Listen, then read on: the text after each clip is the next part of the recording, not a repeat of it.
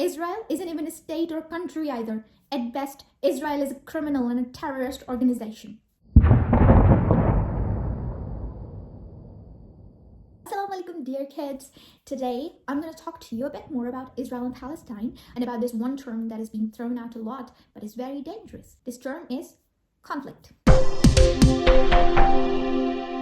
So people have coined this very sophisticated term conflict to humanize the criminal war that Israel has waged on Palestinian civilians.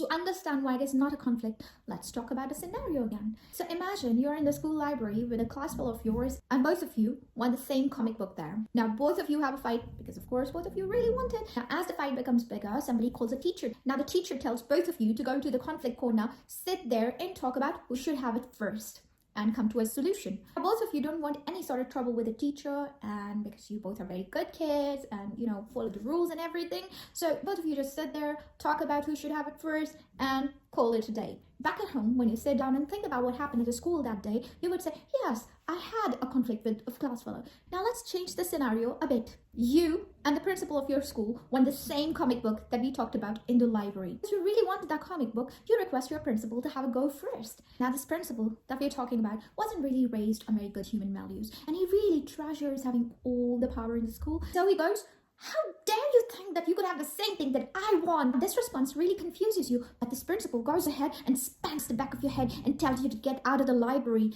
This is insane. You wouldn't even believe it. But get this. Imagine all the teachers in the school sided with this terrible principal because they'd like to keep their jobs. Thank you very much. So this principal looks at you smugly now because everybody is in his pockets, and then tells the caretaker to kick you out of the school while taking the whole series of your favorite comic hero home with him. Now back home, when you sit down and reflect about what happened at the school, would you say that was just a tiny little conflict between you and the principal? The principal was just trying to take advantage of his position of power. A conflict doesn't happen between two parties that do not have the same power. Also, you won't call it a conflict if one party tries to buy its way into winning the fight. And just like you didn't have a conflict with your principal, this is not a conflict between Israel and Palestine. Palestinian asking a thief to leave their house is not a conflict. Israelis killing Palestinians to get all of their land and committing terrible war crimes is also not a conflict.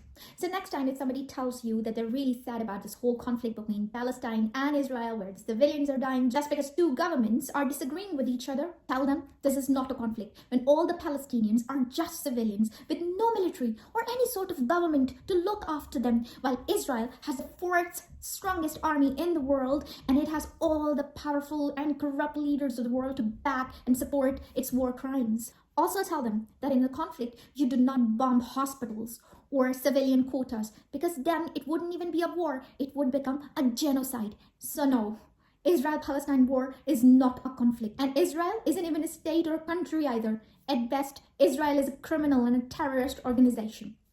Peace out.